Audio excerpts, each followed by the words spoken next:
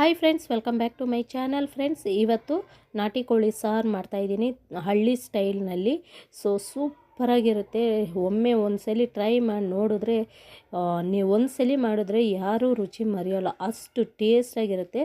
So ಹೇಗಿರುತ್ತೆ ಏನು ಅಂತ ನಾನು ಈಗ ನಿಮಗೆ ತಿಳಿಸ್ತಾ ಇದ್ದೀನಿ. ಸೊ ಬನ್ನಿ, ತುಂಬ ಈಸಿಯಾಗಿ ಮಾಡ್ಕೊಳ್ಬೋದಾಗಿದ್ದಂಥದ್ದು.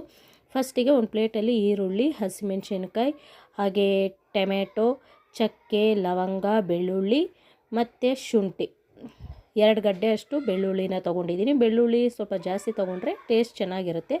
ಹಾಗೆ ಸ್ವಲ್ಪ ತೆಂಗಿನ ತುರಿನ ತೊಗೊಂಡಿದ್ದೀನಿ. ಹಾಗೆ ಕೊತ್ತಂಬರಿ ಮತ್ತು ಪುದೀನ ಎರಡನ್ನೂ ಸ್ವಲ್ಪ ಒಂದೊಂದು ಹಿಡಿಯಷ್ಟು ತೊಗೊಂಡಿದ್ದೀನಿ. ಸೊ ಇಷ್ಟನ್ನು ಇವಾಗ ಫಸ್ಟಿಗೆ ಒಂದು ಪ್ಯಾನಲ್ಲಿ ಎಣ್ಣೆ ಹಾಕ್ಕೊಂಡು ಬಿಸಿ ಮಾಡ್ಕೊಂಡಿದ್ದೀನಿ. ಈಗ ಎಲ್ಲ ಒಂದೊಂದಾಗಿ ಹಾಕ್ಕೊಂಡು ಫ್ರೈ ಮಾಡ್ಕೊಳ್ಬೇಕು.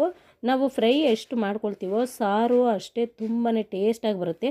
ನೀವು ಫ್ರೈ ಮಾಡಿ ಮಸಾಲಾನ ರುಬ್ಬಿ ಮಾಡಿ ನೋಡಿ, ಅದರ ಟೇಸ್ಟೇ ತುಂಬ ಚೆನ್ನಾಗಿರುತ್ತೆ. ಸಾರುಗಳು ಯಾವುದೇ ಸಾಂಬಾರುಗಳಾದ್ರೇನು ನಾವು ಫ್ರೈ ಮಾಡಿ ರುಬ್ಕೊಳ್ಳೋದ್ರಿಂದ ಅದರ ಟೇಸ್ಟು ತುಂಬ ಚೆನ್ನಾಗಿರುತ್ತೆ.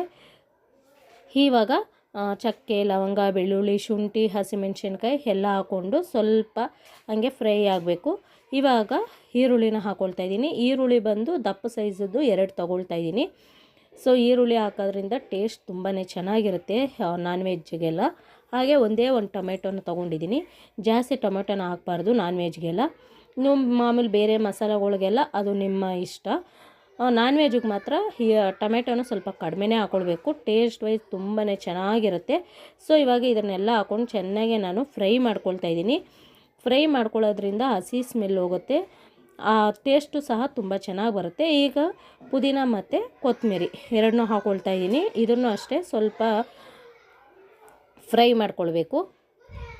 ಈ ರೀತಿ ಮಾಡಿ ನೋಡಿ, ನಿಮಗೆ ಇಷ್ಟ ಇಲ್ಲ ಅಂತ ಹೇಳೋರೇ ಇರಲ್ಲ. ಮತ್ತು ಪದೇ ಪದೇ ಮನೇಲಿ ಇದನ್ನೇ ಮಾಡಿ ಅಂತ ಹೇಳ್ತಾರೆ, ಅಷ್ಟು ಟೇಸ್ಟಾಗಿರುತ್ತೆ ಈ ಸಾರು ಮಾತ್ರ. ಹಾಗೆ ತೆಂಗಿನ ತುರಿನ ನಾವು ಸ್ವಲ್ಪ ಬಿಸಿ ಮಾಡಿಕೊಂಡು ರುಬ್ಬೋದ್ರಿಂದ ಅದು ಬೇಗ ಸಾರು ಕೆಡೋದಿಲ್ಲ. ಹಾಗೆ ರುಬ್ಬೋದ್ರಿಂದ ಬೇಗ ಕೆಡುತ್ತೆ. ಸ್ವಲ್ಪ ನೀವು ಈ ಥರ ಫ್ರೈಯಲ್ಲಿ ಸ್ವಲ್ಪ ಮಿಕ್ಸ್ ಮಾಡ್ಕೊಂಡು ರುಬ್ಬೋದ್ರಿಂದ ತುಂಬ ಟೇಸ್ಟಾಗಿರುತ್ತೆ ಮತ್ತು ಬೇಗ ಸಾರುಗಳು ಹಲಸೋಗಲ್ಲ. ಈಗ ನಾನು ಮಿಕ್ಸಿ ಜಾರ್ನಲ್ಲಿ ಸ್ವಲ್ಪ ತಿಟ್ಬಿಟ್ಟು ಮಿಕ್ಸಿ ಜಾರ್ಗೆ ಹಾಕ್ಕೊಳ್ತಾ ಇದ್ದೀನಿ. ಇದನ್ನು ಅಷ್ಟೇ ತುಂಬ ನೈಸಾಗಿ ರುಬ್ಕೊಂಬರಬಾರ್ದು, ಸ್ವಲ್ಪ ತರ್ತರಿಯಾಗೆ ರುಬ್ಕೊಂಬರಬೇಕು.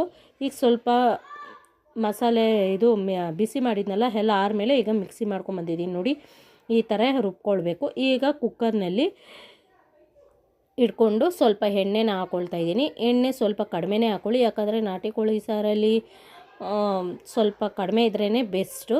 ನಾನು ಸ್ವಲ್ಪ ಕಡಿಮೆನೇ ಹಾಕ್ಕೊಳ್ತಾ ಇದ್ದೀನಿ. ಇವಾಗ ಇದು ಸ್ವಲ್ಪ ಎಣ್ಣೆ ಕಾದಿದೆ. ಇವಾಗ ನಾನು ಕ್ಲೀನಾಗಿ ಒಂದು 3 ಸಲ ತೊಳ್ಕೊಂಡಂಥ ನಾಟಿ ಕೋಳಿನ ಹಾಕ್ಕೊಳ್ತಾ ಇದ್ದೀನಿ. ಸೊ ಇದನ್ನು ಒಂದು 3-4 ಸಲ ಕ್ಲೀನಾಗಿ ತೊಳ್ಕೊಳ್ಬೇಕು, ಆವಾಗ ಚೆನ್ನಾಗಿ ಸ್ಮೆಲ್ ಯಾವುದು ಬರೋಲ್ಲ. ಹಾಗೆ ಸ್ವಲ್ಪ ಅರಿಶಿನ ಹಾಕ್ಕೊಳ್ತಾ ಇದ್ದೀನಿ. ಅರಿಶಿನ ಅಷ್ಟೇ ನೋಡ್ಕೊಂಡು ಎಷ್ಟು ಬೇಕು ಅಷ್ಟು, ನೀವು ಎಷ್ಟು ತೊಗೊಂಡಿರ್ತೀರೋ ಅದ್ರ ಮೇಲೆ ಅರಿಶಿನ ಹಾಕ್ಕೊಳ್ಳಿ. ಇದಾದ ನಂತರ ಸ್ವಲ್ಪ ಚೆನ್ನಾಗಿ ಮಿಕ್ಸ್ ಮಾಡಬೇಕು. ಮಿಕ್ಸ್ ಮಾಡಿ ಸ್ವಲ್ಪ ಹೊತ್ತು ಫ್ರೈ ಮಾಡಬೇಕು. ಆ ಫ್ರೈ ಮಾಡೋದ್ರಿಂದ ಹಸಿ ಸ್ಮೆಲ್ಲೆಲ್ಲ ಹೋಗುತ್ತೆ. ಇವಾಗ ನಾನು ರುಚಿಗೆ ಎಷ್ಟು ಬೇಕಷ್ಟು ನೋಡಿಕೊಂಡು ಉಪ್ಪನ್ನ ಹಾಕ್ಕೊಳ್ತಾ ಇದ್ದೀನಿ, ಕಲ್ಲುಪ್ಪನ್ನ ಹಾಕ್ಕೊಳ್ತಾ ಇದ್ದೀನಿ. ಸೊ ನಿಮಗೆ ಕಲ್ಲುಪ್ಪು, ಸಾಲ್ಟು ಯಾವ್ದು ಬೇಕಾದು ನೀವು ಹಾಕ್ಕೊಳ್ಬೋದು. ಈಗ ನಾನು ರುಚಿಗೆ ತಕ್ಕಷ್ಟು ಉಪ್ಪನ್ನ ಹಾಕ್ಕೊಳ್ತಾ ಇದ್ದೀನಿ. ಇದು ಹಾಕ್ಕೊಂಡು ಮತ್ತೆ ಇನ್ನೊಂದ್ಸಲಿ ಚೆನ್ನಾಗಿ ಮಿಕ್ಸ್ ಮಾಡ್ತಾಯಿದ್ದೀನಿ. ಮಿಕ್ಸ್ ಮಾಡೋದ್ರಿಂದ ಮಾಂಸಕ್ಕೆ ಉಪ್ಪು ಚೆನ್ನಾಗಿ ಹಿಡಿಯುತ್ತೆ ಮತ್ತು ಬೇಗನೂ ಫ್ರೈ ಆಗುತ್ತೆ. ಅದರಿಂದ ಫಸ್ಟಲ್ಲೇ ನಾವು ಉಪ್ಪನ್ನ ಹಾಕ್ಕೊಳ್ಬೇಕು. ಯಾವುದೇ ಪದಾರ್ಥ ನಾವು ಮಾಡೋದ್ರೇನು ಫಸ್ಟಿಗೆ ನಾವು ಉಪ್ಪು ಹಾಕ್ಕೊಳ್ಳೋದ್ರಿಂದ ರುಚಿನೂ ಚೆನ್ನಾಗಿರುತ್ತೆ ಮತ್ತು ತರಕಾರಿಗೆ ಆಗಲಿ ನಾನ್ ವೆಜ್ಗೆ ಆಗಲಿ ಉಪ್ಪು ಕರೆಕ್ಟಾಗಿ ಹಿಡಿಯುತ್ತೆ. ಅದರಿಂದ ನಾವು ಫಸ್ಟಿಗೆ ನಾವು ಉಪ್ಪನ್ನ ಹಾಕ್ಕೊಳ್ಬೇಕು. ನಾವು ಎಷ್ಟು ಫ್ರೈ ಮಾಡ್ತೀವೋ ನಾನ್ ವೆಜ್ಜು ಅಷ್ಟು ಚೆನ್ನಾಗಿರುತ್ತೆ. ನೋಡಿ, ಸೈಡಲ್ಲೆಲ್ಲ ನೀರು ಬಿಟ್ಕೊಳ್ತಾ ಇದೆ, ಅಲ್ಲಿವರೆಗೂ ಚೆನ್ನಾಗಿ ನಾವು ಫ್ರೈ ಮಾಡಬೇಕು. ಇವಾಗ ನಾನು ಗರಂ ಮಸಾಲ ಮತ್ತು ಸ್ವಲ್ಪ ಚಿಕನ್ ಮಸಾಲನ ಹಾಕ್ಕೊಳ್ತಾ ಇದ್ದೀನಿ. ಹಾಗೆ ಅದ್ರ ಜೊತೆಗೇ ಖಾರದ ಪುಡಿ, ನಮಗೆ ಖಾರ ಎಷ್ಟು ಬೇಕು ನೋಡಿಕೊಂಡು ಖಾರನ ಹಾಕ್ಕೊಳ್ಬೇಕು. ಈಗ ನಾನು ಒಂದು 2.5 ಸ್ಪೂನಷ್ಟು ಹಾಕ್ಕೊಳ್ತಾ ಇದ್ದೀನಿ, ಯಾಕಂದರೆ ಹಸಿಮೆಣ್ಸಿನ್ಕಾಯಿನೂ ಸಹ ಹಾಕಿದ್ದೀನಲ್ಲ. ಸೊ ಅದರಿಂದ ನಾನು ಸ್ವಲ್ಪ ಖಾರನ ಮೀಡಿಯಮಾಗಿ ಹಾಕ್ಕೊಳ್ತಾ ಇದ್ದೀನಿ. ಖಾರ ಬೇಕಾದಂಥವ್ರು ಖಾರನ ಎಷ್ಟು ಬೇಕು ನೋಡಿಕೊಂಡು ನಿಮ್ಮ ಅನುಗುಣ. ಇದು ನಾನು ಮನೇಲೇ ಮಾಡಿದಂಥ ಖಾರದ ಪುಡಿ, ಅದರಿಂದ ನಾನು ಗೊತ್ತಾಗುತ್ತೆ ನನಗೆ ಎಷ್ಟು ಹಾಕಿದ್ರೆ ಇದು ಕರೆಕ್ಟಾಗಿ ಬರುತ್ತೆ ಅಂತ. ಈಗ ನಾನು ಇದನ್ನು ಚೆನ್ನಾಗಿ ಮಿಕ್ಸ್ ಮಾಡ್ತಾಯಿದ್ದೀನಿ. ಮಿಕ್ಸ್ ಮಾಡಿ ಒಂದು ಸ್ವಲ್ಪ ಹೊತ್ತು ಹಾಗೆ ಬಿಡಬೇಕು. ಇದೂ ಅಷ್ಟೇ ಎಲ್ಲ ಖಾರ ಎಲ್ಲ ಹಿಡಿಬೇಕು ಮಾಂಸಕ್ಕೆ. ಈಗ ನಾನು ರುಬ್ಕೊಂಡಂಥ ಮಸಾಲನೇ ಹಾಕ್ತಾಯಿದ್ದೀನಿ. ಸೊ ನೋಡ್ಬೋದು, ಈ ರೀತಿ ನಾನು ಮಸಾಲಾನ ರುಬ್ಕೊಂಡಿದ್ದು ಸ್ವಲ್ಪ ತರ್ತರಿಯಾಗಿ. ಇದನ್ನು ಅಷ್ಟೇ ಚೆನ್ನಾಗಿ ಮಿಕ್ಸ್ ಮಾಡಬೇಕು. ಮಿಕ್ಸ್ ಮಾಡೋದ್ರಿಂದ ನಾವು ಆಲ್ರೆಡಿ ಫ್ರೈ ಮಾಡಿಕೊಂಡೇ ರುಬ್ಕೊಂಡಿದ್ದೀವಿ. ಅದರಿಂದ ನಾವೇನು ಜಾಸ್ತಿ ಇದನ್ನೇನು ಫ್ರೈ ಮಾಡಬೇಕಂತ ಏನೂ ಇಲ್ಲ. ಸೊ ನೀವು ಮಸಾಲಾನ ಫ್ರೈ ಮಾಡ್ದೇನೆ ಹಾಗೆ ರುಬ್ಕೊಂಡಿದ್ರೆ ಫಸ್ಟಿಗೆ ನೀವು ಮಸಾಲಾನ ಫ್ರೈ ಮಾಡ್ಕೊಂಡಾದಮೇಲೆ ನೀವು ಚಿಕನ್ನ ಹಾಕ್ಕೊಳ್ಬೇಕು. ನಾನು ಫಸ್ಟ್ರಲ್ಲೇ ಫ್ರೈ ಮಾಡ್ಕೊಂಡಿದ್ರಿಂದ ನಾನು ಮಾಂಸ ಹಾಕ್ಮೇಲೆ ನಾನು ಮಸಾಲೆನ ಹಾಕ್ತಾಯಿದ್ದೀನಿ. ಈಗ ನನಗೆ ಎಷ್ಟು ಬೇಕೋ ಅಷ್ಟು ನೋಡಿಕೊಂಡು ನೀರನ್ನ ಹಾಕ್ಕೊಳ್ತಾಯಿದ್ದೀನಿ. ನಿಮಗೂ ಅಷ್ಟೇ ಎಷ್ಟು ಬೇಕೋ ಅಷ್ಟು ನೋಡಿಕೊಂಡು ನೀವು ನೀರನ್ನ ಹಾಕ್ಕೊಳ್ಬೋದು. ಸ್ವಲ್ಪ ತಿಕ್ಕಾಗಿರ್ಬೇಕಂದ್ರೆ ಸ್ವಲ್ಪ ಕಡಿಮೆ ಹಾಕ್ಕೊಳ್ಳಿ, ಇಲ್ಲ ಸ್ವಲ್ಪ ಜಾಸ್ತಿ ನೀರು ಇರಬೇಕು ಅಂದ್ರೂ ಹಾಕ್ಕೊಳ್ಳಿ. ಸೊ ನಿಮಗೆ ಎಷ್ಟು ಬೇಕೋ ಅಷ್ಟು ನೋಡಿಕೊಂಡು ನೀವು ನೀರನ್ನ ಆ್ಯಡ್ ಮಾಡ್ಕೊಳ್ಬೋದು. ಈಗ ಚೆನ್ನಾಗಿ ಮಿಕ್ಸ್ ಮಾಡ್ಕೊಳ್ತಾಯಿದ್ದೀನಿ. ನೋಡಿದ್ರಲ್ಲ, ಚೆನ್ನಾಗಿ ಮಿಕ್ಸ್ ಮಾಡಿದ್ಮೇಲೆ ಹೇಗೆ ಕಾಣಿಸ್ತಾ ಇದೆ ಅಂತ.